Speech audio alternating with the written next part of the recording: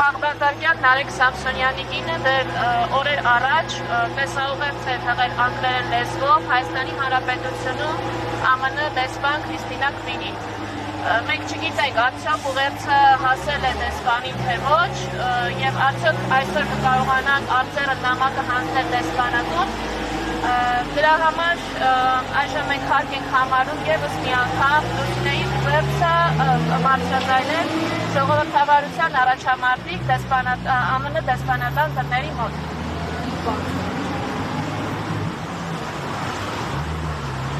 Այժմ ես կընթերցեմ Խաղբանտարկյան Նարեկ Սամսոնյանի կնոջ Լուսինե Առաքելյանի ուղերձը։ Հայաստանի Հանրապետությունում ԱՄՆ դեսպան Քրիստինա Քվինի։ Պատվարժան դեսպան Քրիստինա Քվին, ես Լուսինեն եմ, իր ազատ խոսքի իրավունք իրացնելու պատճառով արդեն երկրորդ անգամ 2 ամսով կալանավորված Խաղբանտարկյան Նարեկ Սամսոնյանի կինը։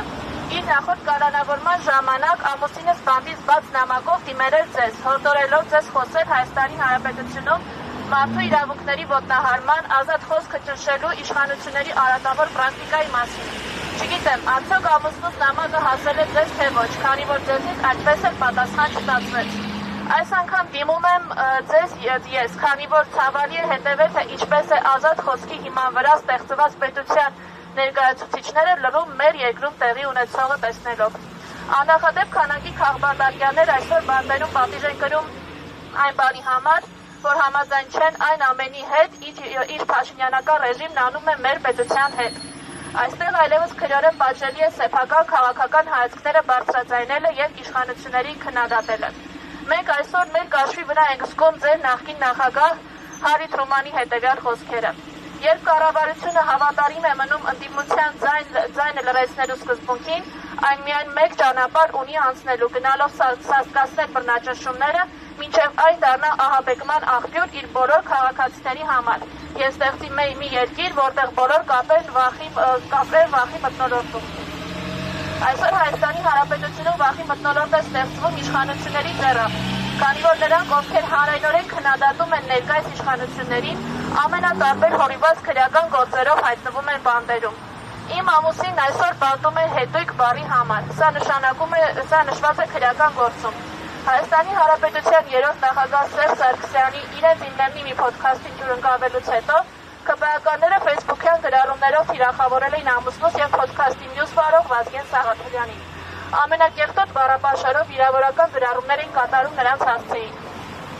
Այս արշավից անմասն չէր մնացել ազգային ժողովի խոսնակ Ալեն Սիմոնյանը, ով ամուսնուս եւ Վազգենին անվանել է շան լակոտներ, որին ի պատասխան ոդքասթի հաջորդ թողարկման ժամանակ ամուսինս եւ Վազգենը պատասխանել են իրենց հասցեին հնչած վիրավորանքներին։ Ամուսինս օգտագործել էր հետույք բառը, որի համար Ալեն Սիմոնյանը դիմել էր իրավապահներին եւ օրեր անց ազգային անվտանգության ծառայության ալֆա ստորաբաժանման դիմակավորված անձիկ մտել էին մեր տուն, իմ եւ մեր 2 մանկահասակ երեխաների աչքի առաջ խուզարկել մեր տունն ու չնայած որ նա կամավոր հետևում էր իրավապահներին եւ որևէ դիմադրություն չէր ցուցաբերում, ձեռքերը ոլորելով տնից տարել են ամուսնուս, կադրերը կան համացանցում։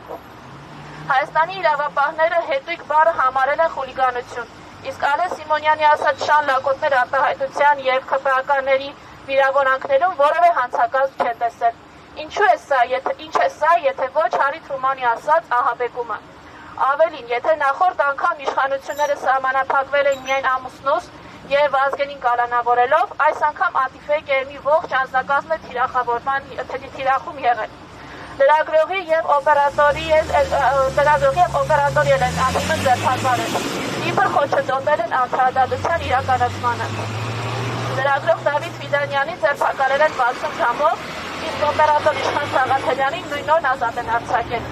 Անտիֆեյքի գրասենյակում խուզարկություն են իրականացրել եւ արգելվել են ամբողջ տեխնիկան, բոլոր համակարգիչները, բոլոր միկրոֆոնները, ոդքասթի եւ այլ տեսակի աշխատող-չաշխատող, բոլոր տեսախցիկները, բոլոր շտատիվները, միկրոֆոնների համար նախատեսված բոլոր ստենդերը,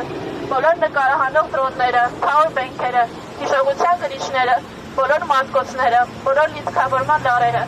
ուղիղ հեռարձակման համար անհրաժեշտ սարքավորումները, եթերային ձայնն ու ձայնի մաքրությունն ապահովող սարքերը, Zoom, միքսեր, լարեր, գրասենյակի անվտանգության տեսախցիկների DVR-ներ, որի նպատակն է նյութական ուղիղ վնաս հասցնել մեզ։ Բարեբախտաբար գտնվեցին համակիրներ, որոնք շատ արագ իրենց միջոցներով ձեռք բերեցին անհրաժեշտ տեխնիկան եւ լրատվականը շարունակում է իր գործունեությունը, ճիշտ է ոչ ամբողջ ծավալով, դեռևս մնալով իշխանությունների թիրախում։ Թե ամուսինս, թե ես մեր ուսանելու տարիներից սկսած հավատացել ենք ամերիկյան ժողովրդավարությանը, թե ինչպես է Ամերիկան ստեղծվել ազատ խոսքի եւ ժողովրդավարության հիման վրա։ Հիացել ենք ձեր քաղաքական մշակույթով եւ համարել, որ պետությունների զարգացման հարցում կարևորագույն դեր կարող է ունենալ հենց ձեր ԱՄՆ քաղաքական մշակույթը, որտեղ համակարգն է թերադում գործչին, ոչ թե գործիչը համակարգին։ Ուզում եմ մեջբերել նաեւ նախագահներ Վաշինգտոնի եւ Թեոդոր Ռուզվելտի խոսքերը եւս։ Եթե խոսքի ազատությունը խլեն մեզնից, ապա մեզ դուր եւ հնազանդ ոչխարների նման կարող են մորթի տանել։ Ջորջ Վաշինգտոն։ Ասել, որ նախագահի հասցեին քննադատություն չպետք է լինի, կամ որ մենք պետք է կանգնած լինենք նախագահի կողքին, ճիշտ է սխալ, ոչ միայն հայրենասիրական եւ ստրկամիտ է, այլև բարոյական դավաճանություն ամերիկյան հանրության նկատմամբ։ Թեոդոր Ռուզվելտ։ Ձեր բոլոր նախագահներն արժևորել են խոսքի ազատությունը եւ մեծ կարեւորություն տվել ընդդիմության ձայնին, ընդդիմության խոսքին, իսկ Հայաստանում այսօր դա արգելված է։ Իշխանավորները Նիկոլ Փաշինյանի գլխավորությամբ կարող են իրենց թույլ տալ կեղտոտ բառապաշար, նման կերպ խոսելով եկեղեցու սպասավորների մասին, բարերարների մասին, իրենց ընդդիմախոսների մասին, սակայն պատասխան ստանալու դեպքում քաղաքացիները հայտնվում են բանտերում։ Փաշինյանը վերջերս խոստովանել է, որ ինքը հայրախոսել է, սակայն այս ինքնախոստովանականին չի հետևել քրեական հետապնդում։ Ինչու՞, քանի որ հայոյել է իր դիմախոսներին, դա թույլատրելի է։ Ձեր ներկայիս նախագահ Դոնալդ Թրամփը եւս հայտնի է իր քաղաքական հակառակորդներին կոշտ բառապաշարով դիմելով, սակայն չէ մտաբերում դեպք, որ իր դեմ որևէ քրեական գործ հարուցված լինի կամ որակվի իր խոսքը որպես խուլիգանություն։ Այս պարագայում ինչու ենք լռում Հայաստանում ընդդիմադիր խոսքի հետապնդման մասին։ Ինչ եք կարծում, արդյոք սա խոսքի ազատության նկատմամբ բացահայտ բռնաճնշում չէ, արդյոք դեսպանատար լրությունը բոլորին խաբելու փորձ չէ, ինչպես ասում էր ԱՄՆ 16-րդ նախագահ Աբրահամ Լինքոլնը, որը ամուսնուս ամենասիրելի ԱՄՆ նախագահն է։ Հնարավոր է ամբողջ ժողովրդին խաբել ինչ-որ ժամանակ կամ ժողովրդի մի մասին անընդհատ, բայց անհնար է անընդհատ խաբել ամբողջ ժողովրդին։ Մեծ ակնկալիքով սպասում եմ ձեր արձագանքին։ Եթե այդ արձագանքը չի կարող լինել հրապարակային, ակնկալում եմ հանդիպում ձեզ հետ չտեսագրվող ձևաչափով, առավել մանրամասն ձեզ ներկայացնելու գործը եւ ձերից ակնկալած պատասխանները ստանալու համար։ Չէ՞ որ ձեր եւ եվրոպական գործընկերների լրությունը տեսնում է հայ հասարակությունը։ Նարեկ Սամսոնյանը քաղբանտարկյալ է, հերթական անգամ կալանավորված խոսքի համար, որը դեռևս ռոմանտիկորեն հավատում է արևմտյան արժեքներին։ Հարգանքով Լուսինե Առաքելյան, մեջբերման ավարտ։